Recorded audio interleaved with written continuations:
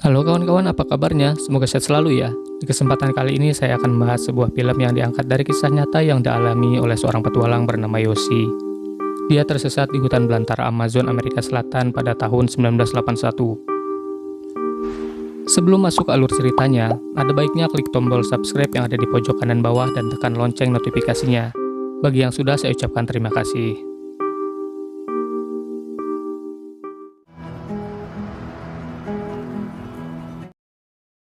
Terlatar di tahun 1981, seorang pria bernama Yoshi Gisenberg baru saja tiba di Bolivia, Amerika Selatan.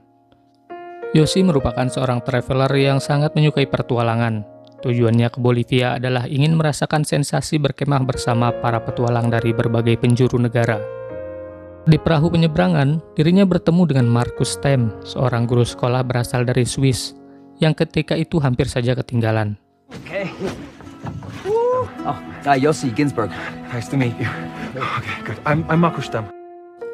Lantas Yoshi dan Markus yang sama-sama menyukai pertualangan langsung akrab dan memutuskan untuk berpetualang bersama hingga akhirnya mendirikan tenda di area perkemahan. Ketika mereka berkeliling di pasar tradisional, Markus secara tak sengaja bertemu dengan Kevin Gale, kawan lamanya yang merupakan seorang penjelajah dan juga fotografer. Ternyata Yoshi sendiri pernah mendengar tentang Kevin dari komunitas backpacking, yang mana pria ini telah berhasil mendaki seluruh pegunungan di Amerika Selatan. Saat akan kembali ke perkemahan, Yoshi berkenalan dengan seorang wanita yang dari tadi memperhatikannya. Kemudian wanita tersebut mengajak Yoshi ke kemahnya. Lalu dia menyuguhi Yoshi sejenis minuman dari perasan buah dengan nama San Pedro yang berefek ngeplay dan sempat membuat Yoshi membayangkan hal-hal tak senonoh dengan wanita di sampingnya itu. Di keesokan paginya, Yoshi, Markus, dan Kevin pergi ke sebuah kota untuk melihat karnaval.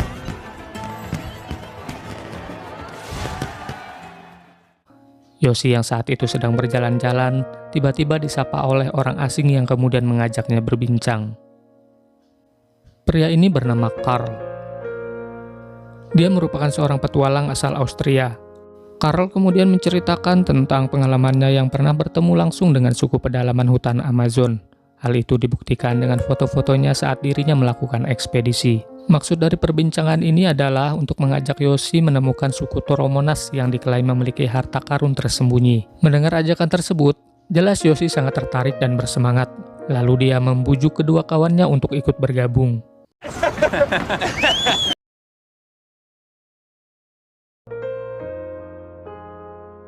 Selanjutnya mereka berdiskusi tentang rute mana saja yang akan dilewati.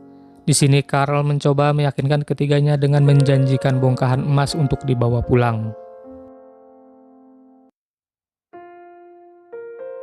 Hari yang ditunggu pun tiba. Mereka berangkat menggunakan pesawat dan mendarat di rute pertama, yaitu hutan rimba Madidi, Amazon.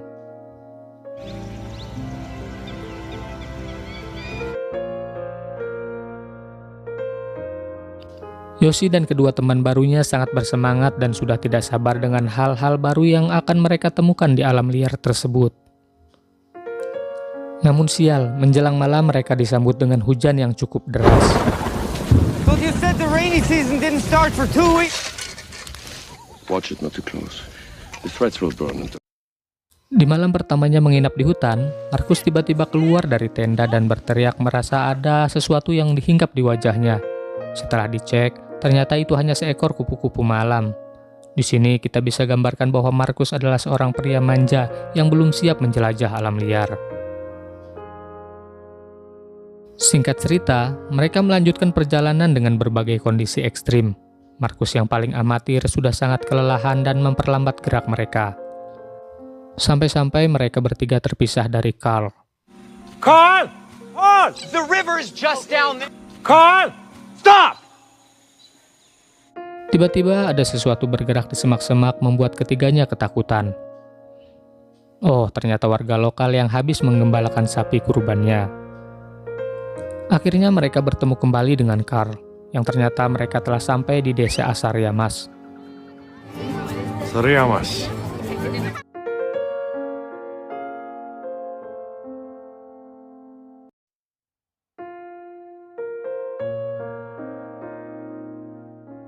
Di malam harinya mereka mendapat penyambutan dari warga desa tersebut.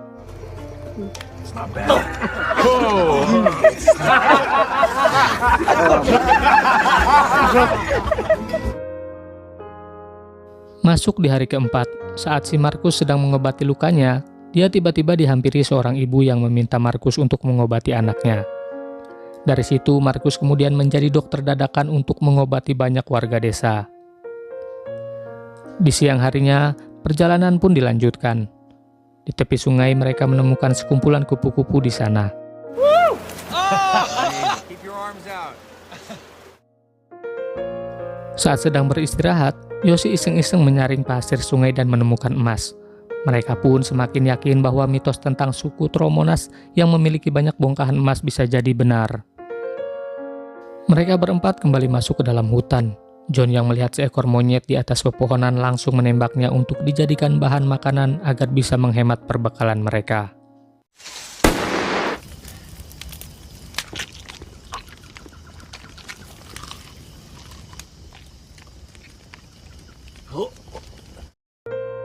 Di hari berikutnya, baru beberapa jam berjalan, Markus terpincang-pincang akibat luka lecet di kakinya yang semakin parah dan memaksa mereka untuk sering berhenti. Lama-kelamaan, Yoshi dan Kevin pun merasa bahwa Markus adalah beban yang karena memperlambat ekspedisi ini. Terlebih sebentar lagi musim hujan akan tiba, yang pasti rintangannya akan lebih sulit. Ternyata Markus menyadari kondisinya dan menyesal karena hanya mempersulit perjalanan ini. Namun untuk kembali adalah hal yang mustahil jika dilakukannya seorang diri. Selanjutnya di pagi hari mereka bersepakat untuk membuat rakit dan menggunakan jalur sungai sebagai rute perjalanan utamanya. Thanks, man.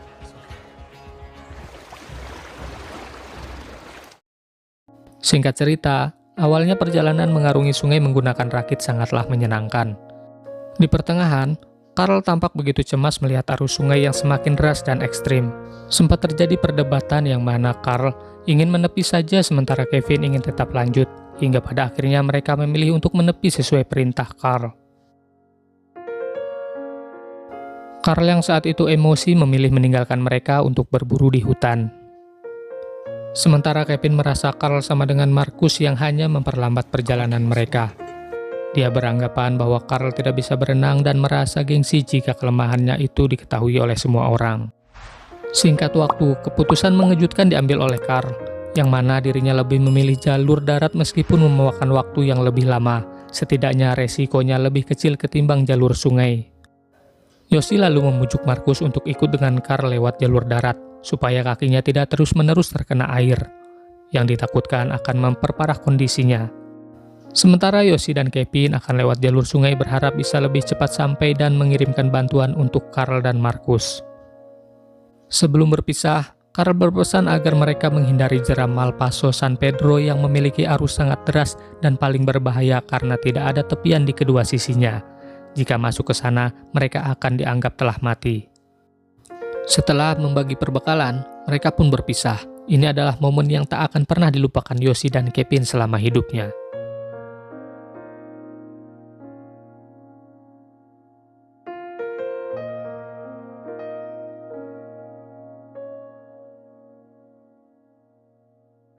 Awalnya perjalanan ini sangat menyenangkan bagi keduanya, tapi tiba-tiba mereka masuk ke jalur Malpaso San Pedro, dan seperti yang dikatakan oleh Carl sebelumnya, arusnya terlalu deras sehingga mereka sangat kesulitan mengendalikan rakit, dan inilah yang terjadi.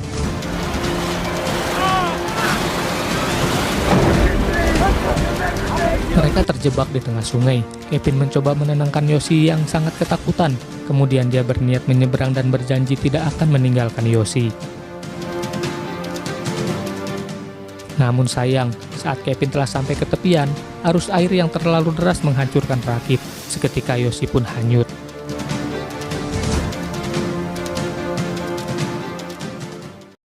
Lalu kemudian Yoshi memanggil-manggil Kevin sambil berusaha menaiki tebing, namun tak ada jawaban karena jarak mereka yang terlalu jauh. Kevin! Kevin! Setelah beberapa saat, Yoshi melihat tas perbekalannya yang hanyut dan langsung berinisiatif mengambilnya kembali. Namun hal itu tak jadi jaminan dirinya akan bisa selamat dari hutan belantara tersebut.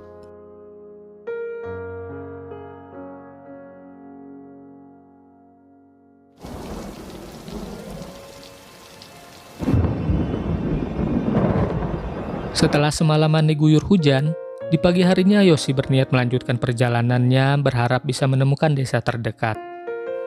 Dengan kondisi yang sudah sangat lapar, beruntung Yoshi menemukan buah-buahan hutan di atas pohon. Tanpa pikir panjang dia pun memanjat, dan tiba-tiba...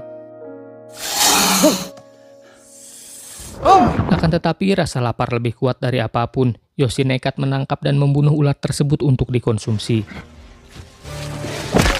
Saat sedang duduk, dia tiba-tiba menyadari di dahinya ada benjolan dan sesuatu yang bergerak di dalamnya.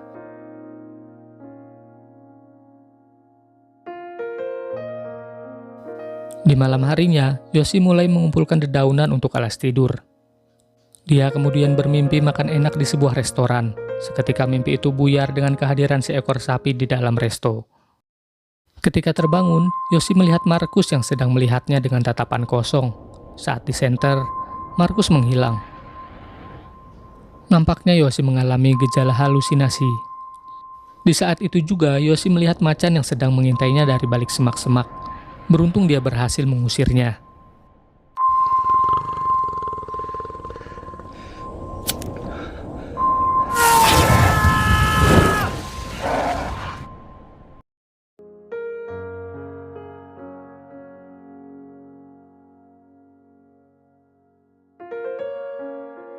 Di pagi hari, Yoshi mulai merasakan sakit di dahinya.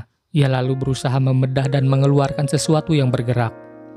Ternyata itu seekor parasit penghisap darah.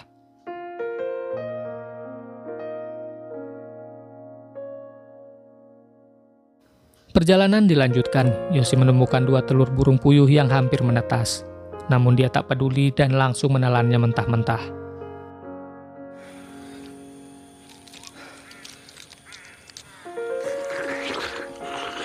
Tak lama, Yoshi kemudian melihat bekas tebasan pohon yang bisa jadi dia sudah dekat dengan sebuah perkampungan. Setelah seharian mencari, akhirnya Yoshi sampai di sebuah permukiman. Namun ternyata tempat tersebut telah lama ditinggalkan. Dia lalu beristirahat sambil membuka peta untuk menentukan rute mana yang akan dilaluinya esok hari. Di samping itu, perjalanan seorang diri di kondisi basah dan kering membuat kakinya penuh luka, persis seperti yang dialami Markus sebelumnya.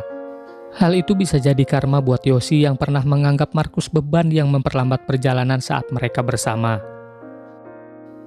Di keesokan paginya, Yoshi dibuat frustasi, stres, dan hampir putus asa ketika menyadari bahwa dirinya ternyata hanya berputar-putar di tempat yang sama. Itu dibuktikan dengan bekas cangkang telur yang kemarin dia makan. Sementara itu, beberapa hari sebelumnya, seorang warga lokal yang baru pulang dari ladang menemukan Kevin yang terdampar di tepi sungai dengan kondisi memprihatinkan. Mereka kemudian membawanya ke desa. Setelah Kevin kembali sehat, dia kemudian melaporkan tentang hilangnya Yoshi dan berusaha meminta bantuan kepada pihak berwenang setempat untuk mencarinya. Kembali ke Yoshi, masuk di hari ke-14, musim hujan yang dikhawatirkan akhirnya datang juga. Di tengah guyuran hujan yang sangat deras, Yoshi memilih berlindung di bawah tebing pinggir sungai.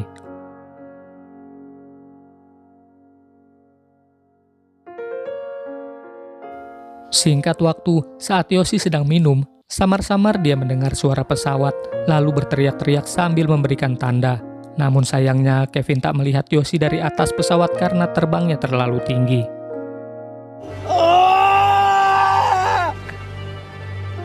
Kevin yang tak ingin menyerah begitu saja, kemudian diarahkan untuk menggunakan jasa nelayan lokal yang berpengalaman mencari orang tersesat. Kemudian Kevin mendatangi nelayan yang dimaksud. Dia bernama Tiko. Setelah mengetahui bahwa Yoshi hilang selama 2 minggu, Tiko sempat menolaknya.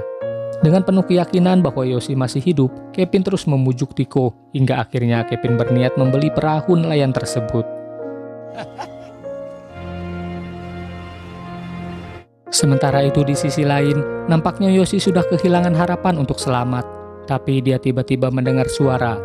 Saat didatangi, ternyata itu wanita suku setempat yang sedang menangis. Yoshi kemudian mencoba berbaur dan menenangkannya walau tak mengerti bahasa satu sama lain.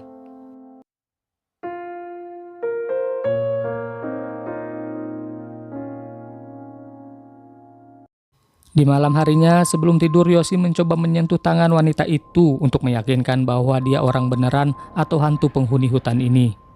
Setelah itu Yoshi tidur di sampingnya sambil terus menenangkan wanita tersebut dengan cara mengelusnya. Tak lama Yoshi seketika sadar bahwa wanita itu sebenarnya tidak ada. Dia berhalusinasi dan mulai depresi dengan kondisinya saat ini. Di hari berikutnya Yoshi berjalan sempoyongan dan sudah sangat sulit membedakan antara khayalan dan kenyataan. Sialnya Yoshi malah terperosok ke dalam kubangan lumpur hidup. Tubuhnya yang berusaha keluar sedikit demi sedikit mulai terhisap. Beruntung tangannya berhasil meraih tangkai tanaman dan perlahan mulai bisa keluar dari lumpur tersebut. Selanjutnya Yoshi yang sudah sangat lelah dan kelaparan hingga tak sanggup lagi berdiri, di saat itulah dia mendengar bisikan-bisikan yang menyuruhnya ke tepi sungai agar bisa ditemukan. Tiba-tiba dia melihat sarang semut api di sebuah pohon kecil.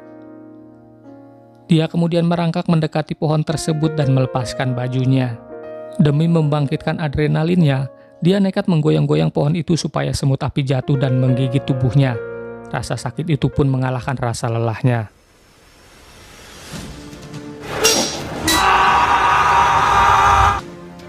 Akhirnya Yoshi sampai di tepi sungai, namun tak menemukan apapun. Dia mencoba menunggu sampai malam. Ada seekor kura-kura yang menghampiri, namun Yoshi tak jadi memakannya. Dan lebih memilih untuk memotivasi dirinya sendiri dengan cara berbicara kepada kura-kura tersebut. Yoshi yang sudah hilang akal, di sini coba membuat tanda dengan inisial namanya, barangkali ada yang menemukan. Dirinya kini sudah pasrah dengan apa yang akan terjadi selanjutnya. Masuk di hari ke-19 semenjak Yoshi hilang, terlihat Kevin dan Tiko masih terus berusaha mencari. Mereka kemudian menepi karena arus di depan begitu deras dan tak mungkin dilewati. Sebenarnya Kevin tak ingin menyerah, tapi apalah daya, situasi dan kondisi memaksa mereka untuk menghentikan pencarian itu. Saat Kevin mendorong perahunya untuk pulang, ternyata ada Yoshi tak jauh dari sana. Dia terbangun dan melihat kawannya tersebut. Yoshi yang sudah tak sanggup berteriak, merangkak mencoba mengejarnya. Tiba-tiba Kevin menoleh sekali lagi ke arah tepian tadi.